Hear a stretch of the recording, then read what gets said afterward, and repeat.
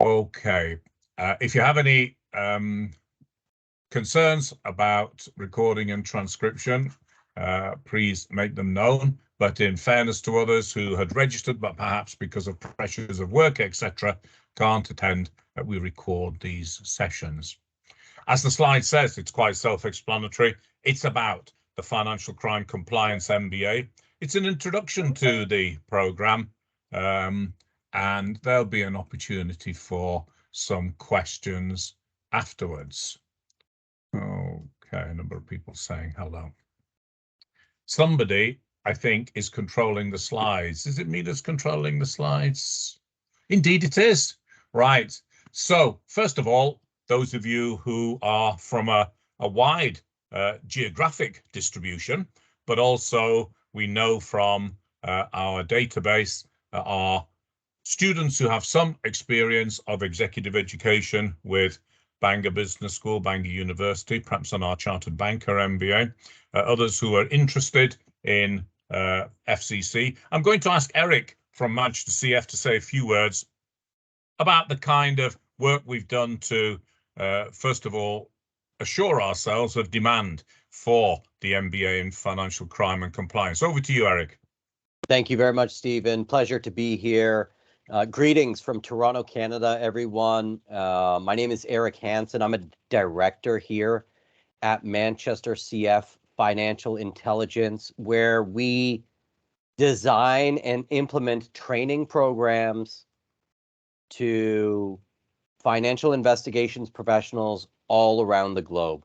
We've been doing that for almost 20 years now. And one of the things that, having worked with financial institutions, law enforcement, public sector agencies from around the globe in that time span, we notice a real need from our clients for leadership in this space, right? So what we've noticed, our clients, their banks, global financial institutions, who spend not just millions, but billions of dollars on compliance every single year, right?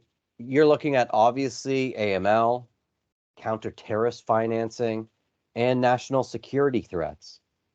And now that intersection where private corporations now have a large role to play in preventing some of these important issues. So what we've seen are now not just teams that are based in one area, but rather globally spaced out and connected that have tremendous complexity across them, right? Again, this demand, this real appetite for leadership in this area is what our clients are telling us. And what goes along with that, of course, is an education for that next generation of managers and real dire economic consequences for not investing in those people. Back to you, Stephen. Thanks, Eric. Thank you so much. We have spoken, I'm not sure at this point which organizations you all are from, but just to say that we have spoken between ourselves about one global bank to demonstrate point 3, global teams of enormous complexity. Won't mention the name of the bank. They have more than 7,500 employees working full time in compliance areas. Okay, no mention of the name of the bank, but that won't be unusual because, as Eric says, huge fines. All you have to do is just go into any search engine and you will find out the fines that can be levied. Shareholders in these banks are very concerned about it. Reputational damage, but also hits the bottom line and the dividends that they can have. If you want to be in this field, if you're not already there, or if you're already in there and you're looking to progress, You can imagine the leadership that's required across a global network of 7,500 compliance staff in one organization. Great opportunities for you. Let me tell you a little bit about Bangor University Business School. We're established almost 140 years ago. You look at the picture there and you think, wow, that looks a bit like Hogwarts. And if indeed you go onto the Bangor University website, aimed particularly at undergraduate students, you'll see that there's not a direct link to Hogwarts. We aren't the location for the movie, but trying to sell the fact that we've been around for a long time. And that's very true. We have. The buildings are great. But the important tagline is that we combine traditional academic excellence with cutting edge research as to what's happening now. And just as Eric has been saying, ManchesterCF has been doing that, not quite for 140 years, but for 20 years at the cutting edge there. We in Bangor University Business School are one of the top European schools for banking and financial studies. We were one of the first to have a banking division, and we are the only institution that at the moment globally offers the Chartered Banker MBA, which with the Chartered Banker Institute offers the dual award of Chartered Banker. For Financial Crime and Compliance, we're partnering with ManchesterCF, and that's a good tagline for me to ask Eric to come back with slide 4, which I'll put up, and talk about. Oh, sorry, just before you start, Eric, there's a couple of things here about Bangor, UK top 10 for teaching, quality, 85% of research judged to be world leading, ranked in the world's top 10% of institutions in the field of banking. So that's just a little more additional stats. Over to you, Eric, to tell us a bit more about ManchesterCF. Thanks for that, Stephen. And, you know, we are thrilled here at ManchesterCF to be partnering with Bangor. And, you know, I can certainly attest to the quality of everything that they have produced. We're very, very excited for this MBA program. Again, our firm is based in Toronto, Canada, but we have researchers around the globe designing courses that range from fundamental AML to economic sanctions and terrorist financing, and really taking deep dives on those subjects. So we develop case studies and typologies and red flags. These are the very important, tangible skills and knowledge set to have for compliance professionals, for people who are looking to get into AML or even already have a career in anti-money laundering. So our firm is focused on developing material that has a global perspective. Our clients are some of the world's largest financial institutions, public sector agencies, multinational corporations. I'm not at liberty to name any of them, but some of those household brands that you are quite familiar with do utilize our training programs and our certification, which is the Financial Intelligence Specialist, to train their staff.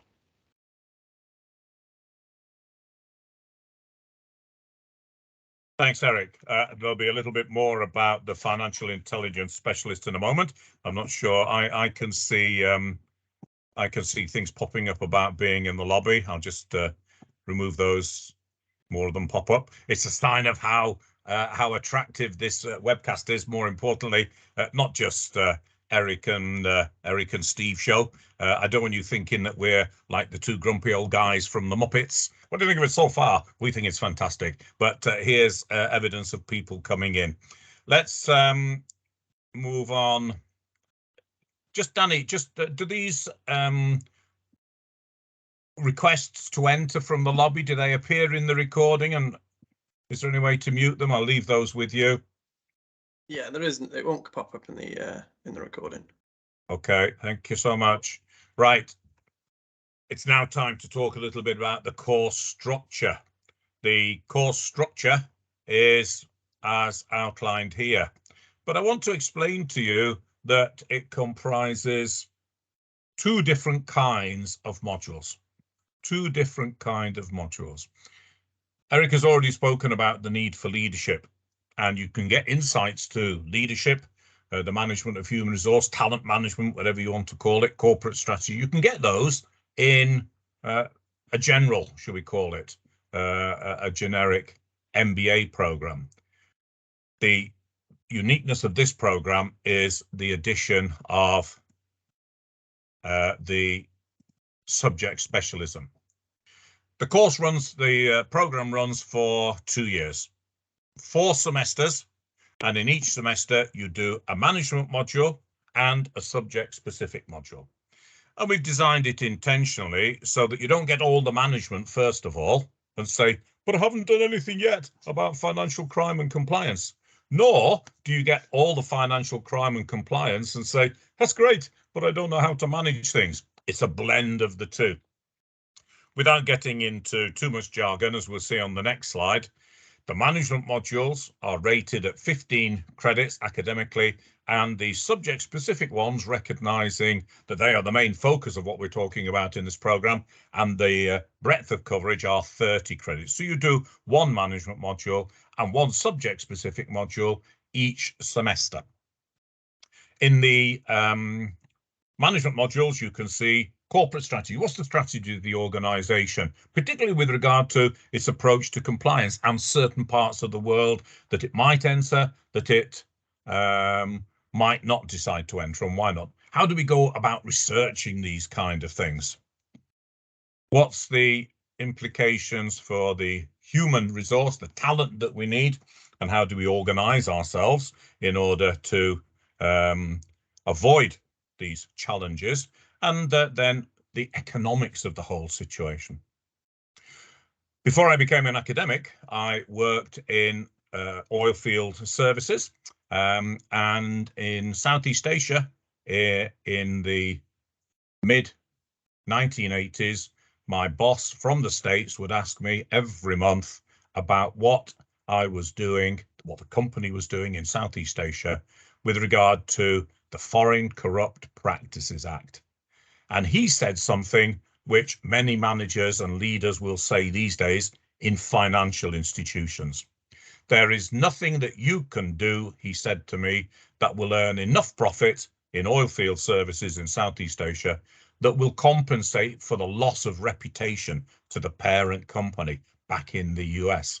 And that's exactly what we're talking about, these fines that Eric talked about of billions of dollars for organizations that don't comply.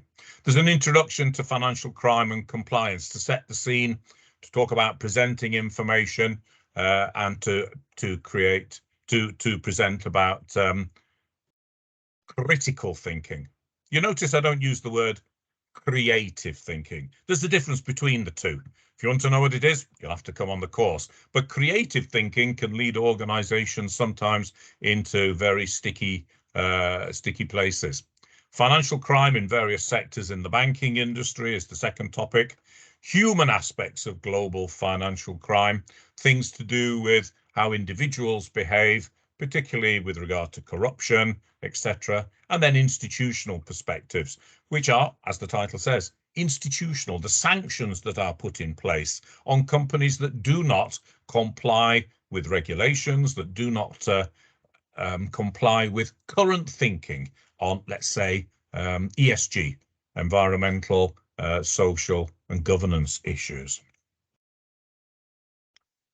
There's the 4 semesters I've shown you. Across the top line, a management module. On the bottom part of each box is a subject specialism. The management modules are assessed by a written assignment and a computer-based examination, and the subject-specific modules, those which are to do with financial crime, are assessed by 2 pieces of assessment. One, which asks you to research in the specific topics within that financial crime and compliance module. What's happening in your part of the world? What's happening to the kind of products that you and your organization are dealing with? And then 1,500 words, a second assignment, which is fewer in words, but no less important, best practice in how to go about avoiding this trap of not being compliant and thereafter being affected by fines. Let me move on now to slide 7, and it's an opportunity to introduce the Program Manager for Executive Education, Lisa Jones. Just before I ask Lisa to speak, I'll answer some of the questions like the one in the chat from Eric Macubele. Okay, so off you go, Lisa. Tell us about the learning methods, please. Thank you. Yes, so I'm Lisa Jones. As Stephen said, I'm the Program Manager, the lead administrator working on the Financial Crime and Compliance MBA and the other executive education programs offered by Bangor Business School. So the FCCMBA, it has been designed for busy working professionals and is offered exclusively by means of distance learning on a part-time basis. So the flexible study structure will allow you to fit your study around busy work and life commitments as well. So once you get started with us, you'll be registered as a student with Bangor University, and our learning technologist, who you've been introduced to on this session, is Danny, and he will offer you an IT induction, showing you how to navigate the various IT platforms that we use. He'll introduce you to the resources that are available. And the first module you'll have access to is the study skills module. And this is a really excellent resource for, especially for people that's coming back to education for a long time. So in here, you'll have tips on how to use all the different information, how to navigate the systems, how to use appropriate referencing and use journals and other e-resources. So you'll have access to this whether you start in April or October, right before you have access to the modules. So modules are found in the virtual learning environment, and Bangor University uses Blackboard. So this is essentially a storage system. You have access to your learning materials, your assignment questions, you'll submit your assessments in there as well, and you'll find discussion boards. So for each module, you can benefit from posts that other people have contributed to, or you can, add to that afterwards. So it offers a real collaborative experience between the lectures. So lectures are a combination of recorded and live interactive classes.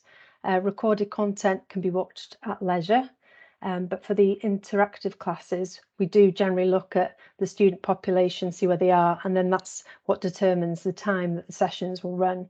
But that information is available right at the beginning of the semester, so you can plan your time. If you're not available to attend the sessions, they're recorded, so you can benefit from rewatching those as many times as you want for revision purposes as well. So ebooks and study guides. Each module will have a bespoke study guide. These are written by the module directors, and they're considered experts in their field of study. So you also have an ebook and a reading list, so you can do as much research as you want to. The subject-specific modules, the readers are the units that you'll access through the ManchesterCF gateway, and these are complemented as well by additional resources that the module director will also provide. So this is a distance learning programme, as I've said, but there's lots of support on offer. Every Bangor Business School student, whether they're full-time or they're part-time, they're assigned a personal tutor, and they'll provide pastoral care to you throughout your studies. But it's quite unique in the executive education department because we have a dedicated administrative team that looks after every aspect of the delivery, including student support. So we'll be on hand to answer all your emails, your phone calls, your Teams, your WhatsApp messages. So you really shouldn't feel that distance in your studies. Thank you, Stephen. Thanks, Lisa. Let me just say a little bit about this often used phrase, distance learning. Distance learning, as Lisa explained, is about not needing to come full-time on campus. I myself have studied at a distance. It's important to explain to you that on our main executive education program, the Chartered Banker MBA, which has run for 10 years, 1,000 students have studied successfully and graduated using this method of study, this approach to learning. It's an approach to learning and assessment which stands the test of time. You'll notice I emphasize learning. It's about the way that you engage. We can offer you all sorts of insights. What you do with them is essentially up to you. It's not about teaching. It's not about I'm teaching you. It's about we're exploring things together and you learning. And picking up on the second bullet point down on the left-hand side, the discussion forums. I'm a great believer in discussion forums in my teaching. But at the end of the day, you get out of the module what you put into it. It's quite simple, really. I'm not going to use the phrase no pain, no gain, because it shouldn't be painful, but it's about what you put into it. If you engage in the discussion fora, then you become more confident. Okay, you think about a problem, you pose a possible solution, you hear what the module director has got to say. Module directors will never say that is completely off the mark. They'll always find something positive, but it'll help you become more confident. Oh, I am getting to grips with this subject. The other thing to say is that in our other executive programs, we find that our graduates say to us, you know, it wasn't just when I graduated that I found the relevance of application of the concepts from the program. As I was going through the program, I found something relevant that I could apply in the workplace, which may be particularly important for those of you who might be sponsored by your employer. They're keen to know that they're getting something out of it as you go along. But I want to reiterate, we can put a lot of information, a lot of insight, an opportunity to engage, discuss, build skills, become more confident. You have to engage with it as well. I'm going to ask Eric to say a little more about the Financial Intelligence Specialist, FIS. He mentioned it a little earlier.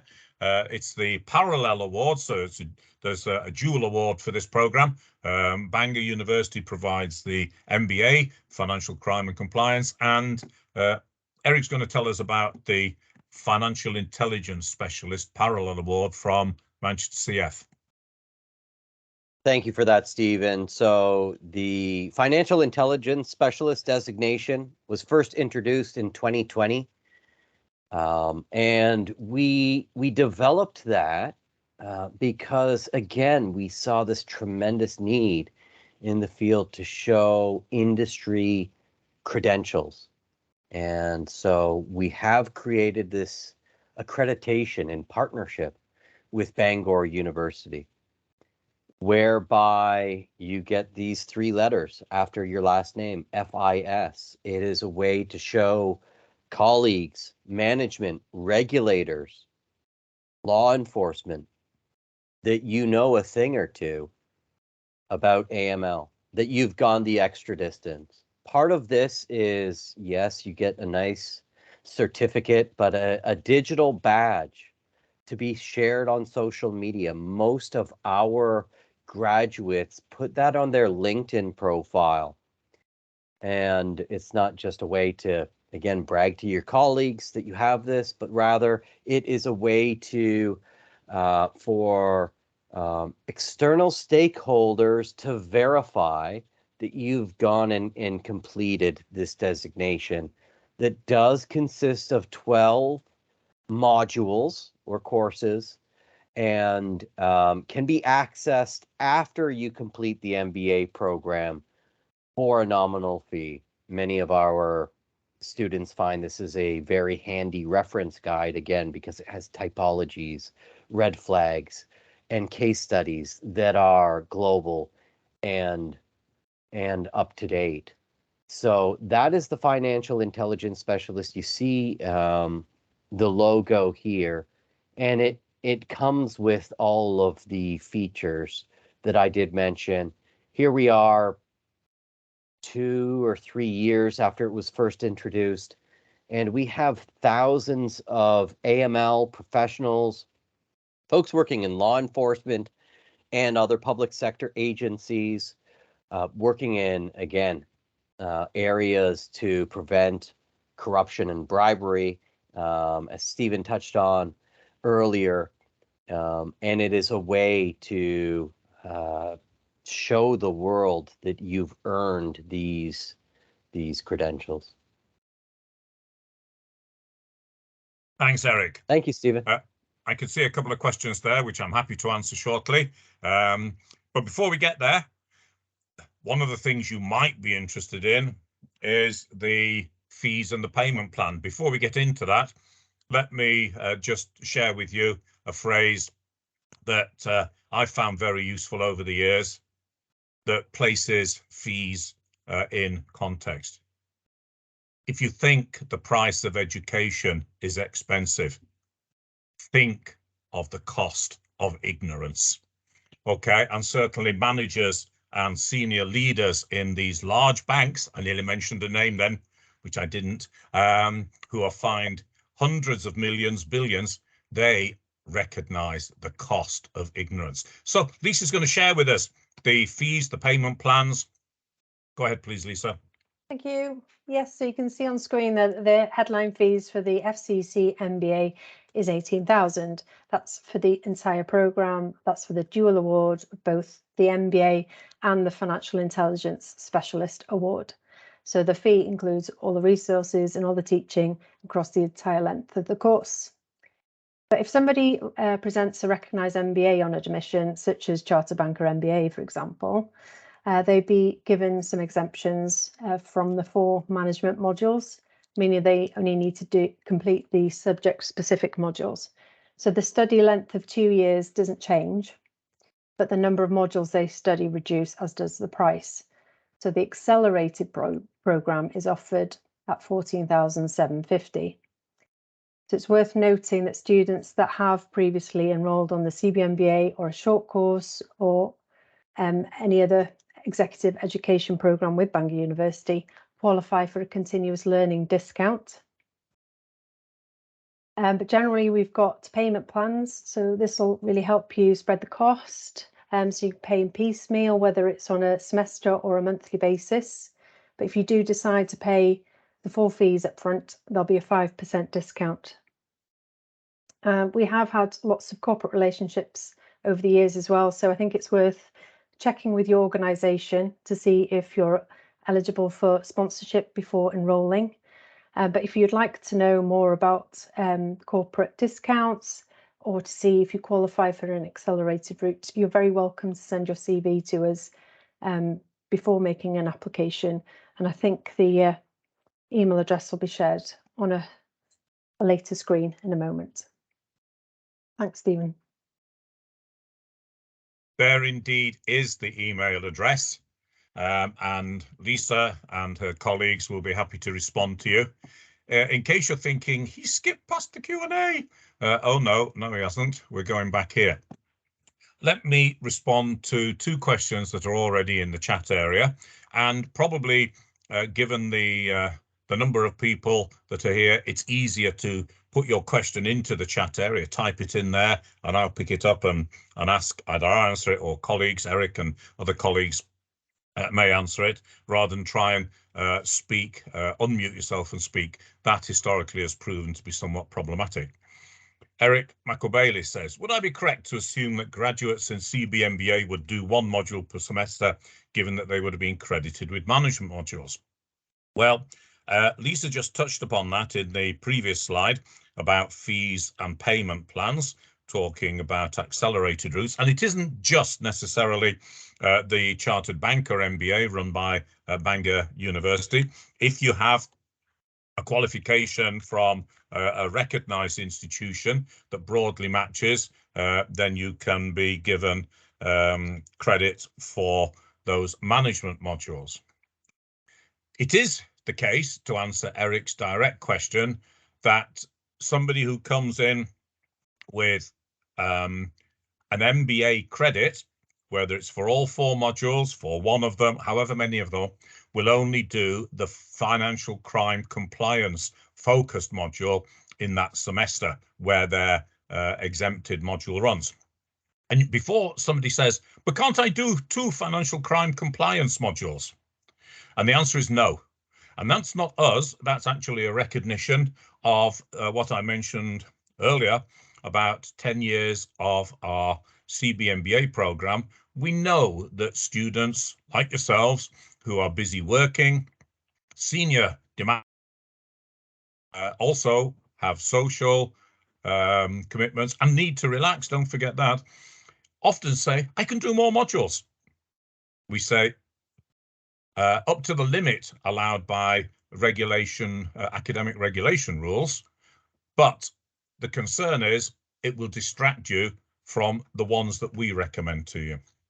In this program, where I already mentioned on a previous slide that the financial crime compliance specialist focused modules are 30 credits, academic regulations do not allow you to do more than 45 a semester, which is why we've structured it, 1 management at 15, 1 financial crime and compliance focused module at 30. Even my maths tells me 15 plus 30 is 45. So Eric, I think, has already given a thumbs up. Eric McAbailey, that is, has given a thumbs up to say that he understands that if you get an exemption from whatever program you've studied before for the management module in a semester, you only study the financial crime compliance module. Moving on to Louis, I'm not quite sure how to pronounce it. For those that have already completed qualifications, ACAMS, ICA, diploma, how does the FCC material compare in terms of level and depth? Well, what we've done, we've had a look at those materials, and one of the challenges which comes from what I've just explained in my answer to Eric is that the 30 credit financial crime and compliance specialist modules are made up of 3 ManchesterCF modules. Eric Hansen from ManchesterCF, a few slides ago, let me go back to it, said that, there we are, 12 units, 12 FIU Connect units. These are the ManchesterCF. So we've bundled 3 into one topic, 3 into another financial crime topic.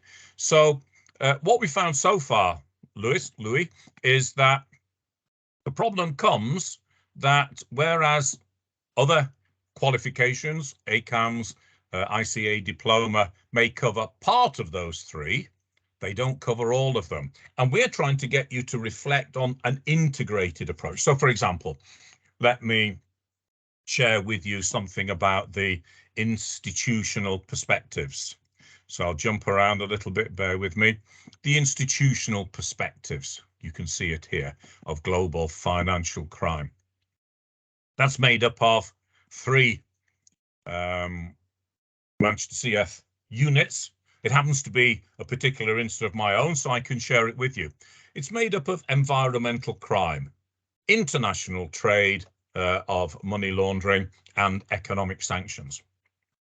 Those 3 ManchesterCF units have been chosen because, as we know from the concerns that there are about environmental warming, etc., and environmental crime is much more than just that. The proceeds of many aspects of environmental crime, whether they be minerals, whether they be wood, etc., are invariably traded internationally. Hence the link between the ManchesterCF unit environmental crime and the way we've integrated it and linked it to international trade.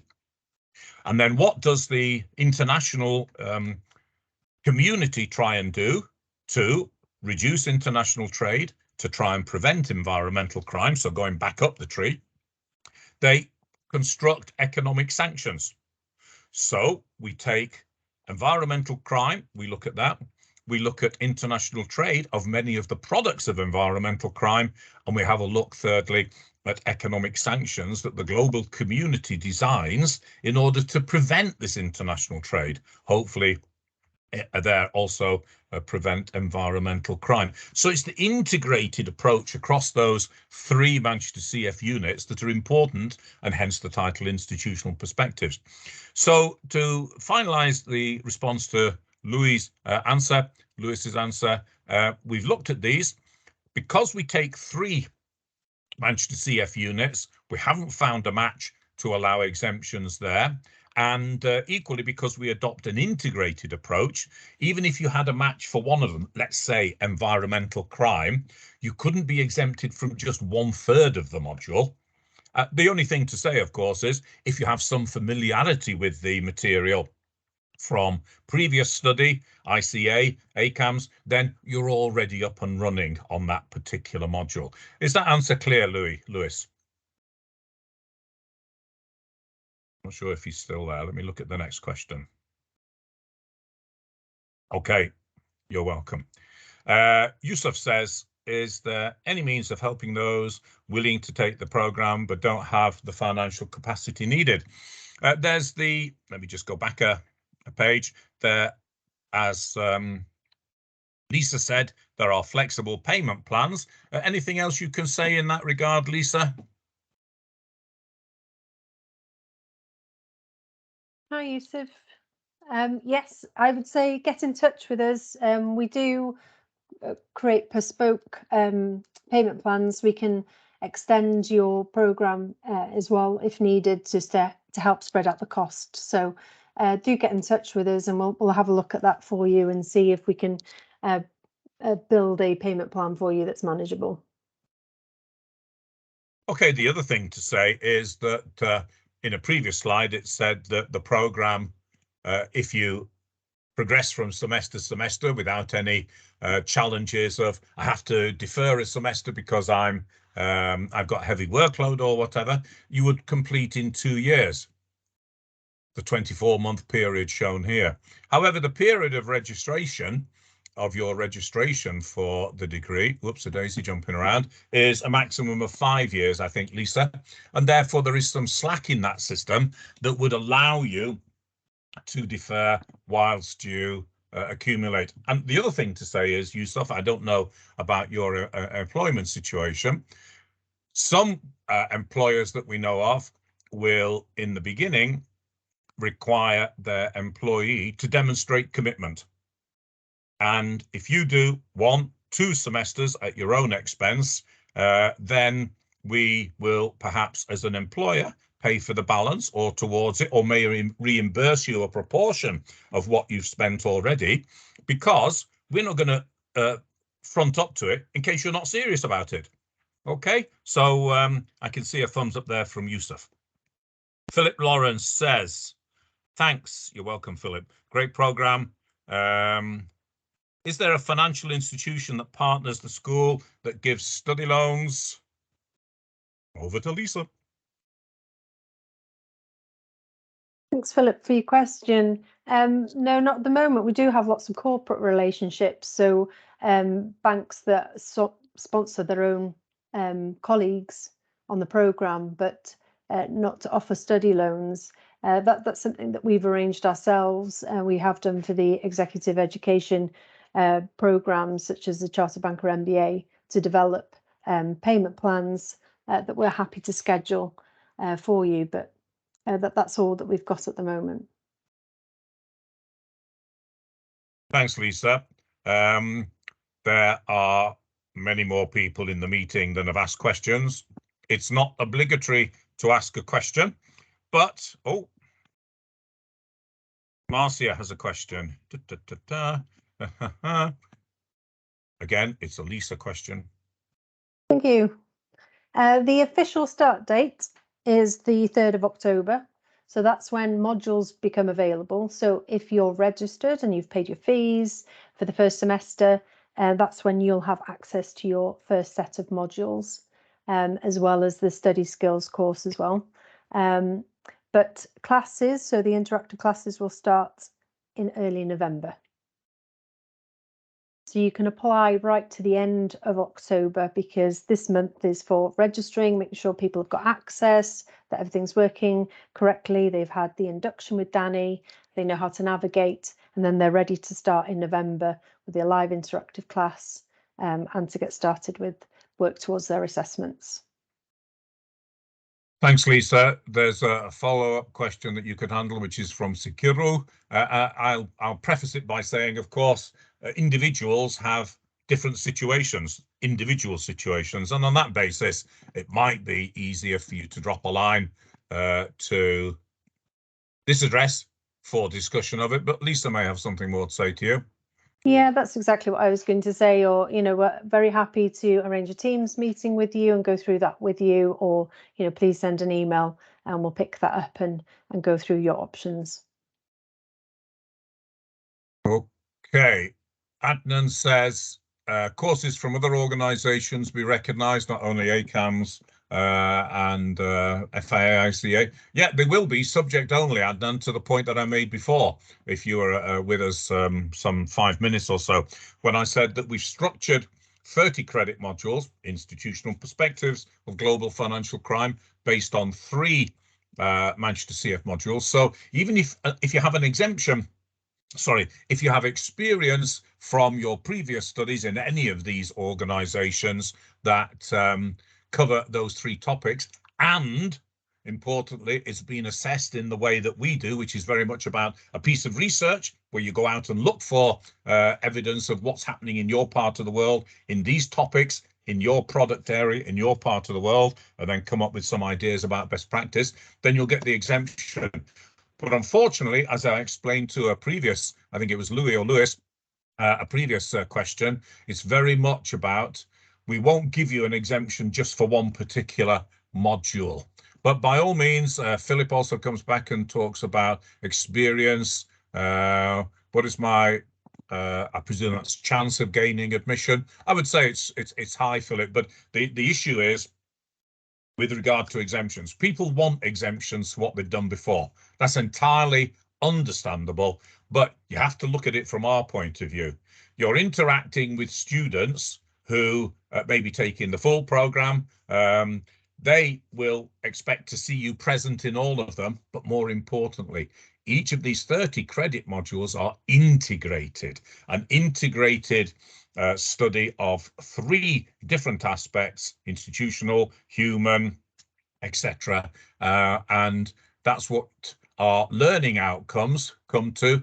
And we are reviewed by external examiners. At the end of the day, no matter how much you're paying or your organization is paying, you want to make sure that you've had a quality experience that you can apply. We talk about financial crime and compliance and reputational risk. We, as Bangor University and ManchesterCF, I'm sure you will understand, have the reputations to protect. And that's what we're doing. We can't afford people to come in, oh, we've let them in, they've almost got the information and the knowledge they need for that exemption. They go out, they've got ManchesterCF FIS, they've got Bangor University MBA, whooshka, all of a sudden they're caught and their employer comes back to us. What happened here? We thought that we've paid for them to come and be trained. Anyway, there we are. So that's the answer. Okay, I think Sakura, you need to put that one into an email question, or one of the team can reply. Adnan says, apologies for not picking it up. Marcia says, oh, where are we now? Whoa.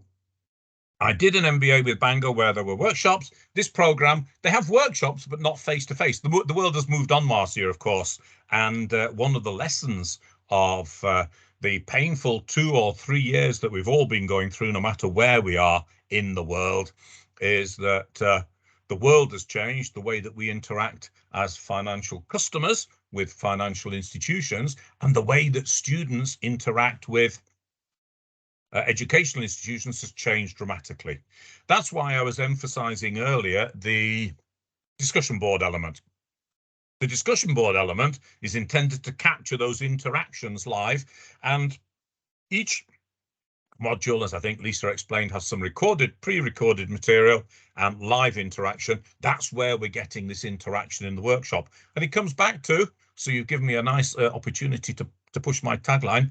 You get out of it what you put into it. So there are no physical workshops in Bangor. It's all done virtually, which is catering for evidence that people are busy, can't travel, the cost of travel, etc. There are online, the equivalent of workshops. Guest speakers from industry. There's a part of the program which is about enrichment. That's a great opportunity. Thank you, Lewis, for yeah, here we are. Our conference, which is about 3 weeks away now. Some of you may have registered to come here, about supporting the delivery of financial services in challenging times. We've certainly come through challenging times. In various parts of the world, we haven't escaped them yet. If you think about it, it isn't just COVID. It's about supply chains. Now it's about the cost of energy and various goods. They're still challenging times for financial services. And we asked the question in this conference, which is in about 3 weeks' time, is there a new normal? Are we going to return to the old one? Many people think we're not. But what is the new normal? I will put a plug in for it's going to be always about understand your customer, what they want, and deliver that better than competing solutions. So you'll see there are keynote speakers, etc. Lewis there. Mama Gobo says, I preferred hard copy books. How often is the course offered? I'll just look at these first. It's offered twice a year, October and April, and Lisa can just tie those two questions together from Jose and Mama Gobo. Yeah, I've responded to Jose. Sorry. So there are two intakes, April and October, so you can apply any time for that. With regards to the hard copy books, particularly for the subject-specific modules, they're accessed through the ManchesterCF gateway, so they are electronic. All books now are ebooks, but there may be some titles that you'll be able to source yourself as hard copies that you can get if needed. I did see a hand go up, but I can't see it in the questions. Can anybody see that? I might have missed it. Calvin Rowley has put his hand up, Stephen. Okay. Do you want to type it or do you want to speak, Calvin?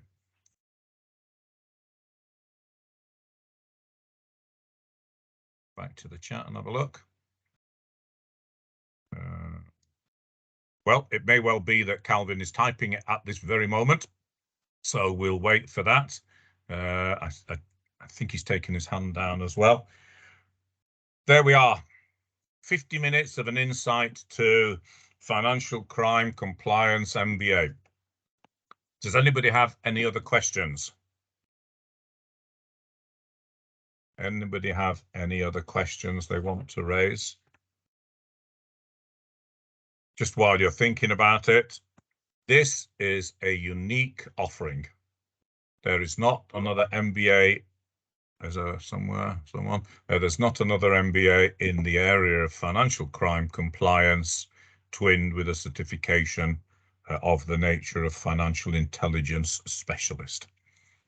The conference, it's not too late to register should you wish to.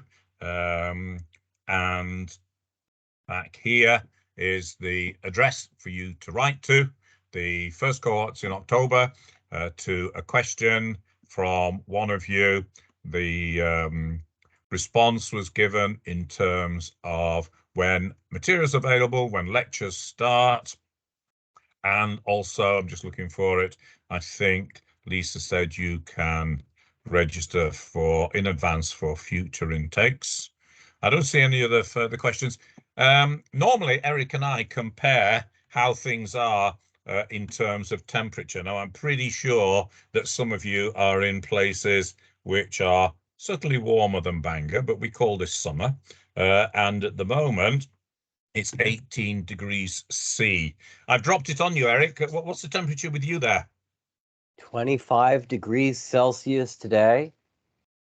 Yes, it's not a competition, Sunny. Eric, I have to say. It's not a competition unless Bangor is warmer, okay? But in this case, we've had 25 degrees as well. We have. So Lisa's responded to Marcia. We're not going to go around everybody in the webcast saying, what's the temperature like with you? Okay. There don't look to be any more questions coming in as far as I can say. Any last thoughts you want to give, Eric, before we bid farewell to everybody? Nothing in addition, Stephen, only to reiterate how excited we are to partner with Bangor University on this.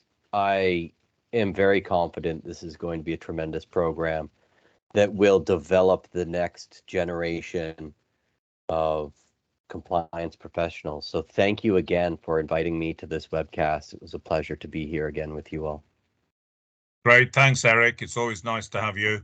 And yeah, one of these days we'll have a warmer temperature than you. Just you wait. But that's not the be all and end all. We don't just talk about the weather, although you know that Brits are often obsessed with it. Any last questions? I don't see any. If you do have any questions, on the screen at the moment, slide 11 is how to get in touch with us and ask.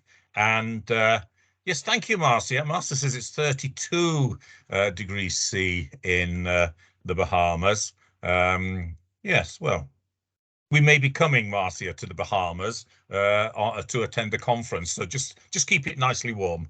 Aminu Ibrahim says, is there any waiver for CBMBA? Hi, Aminu.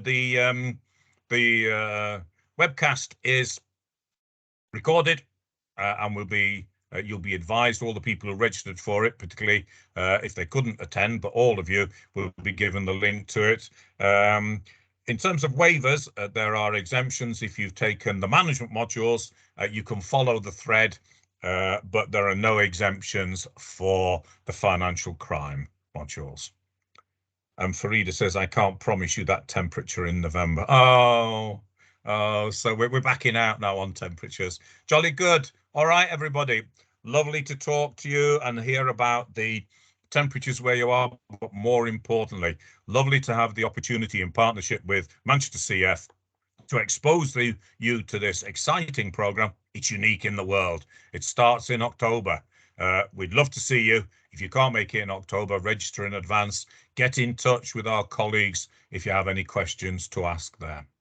Great. There's the email online that you can get in touch. Thanks so much for attending. Thank you, Eric, for attending. Lisa, everybody else, Danny, the techs.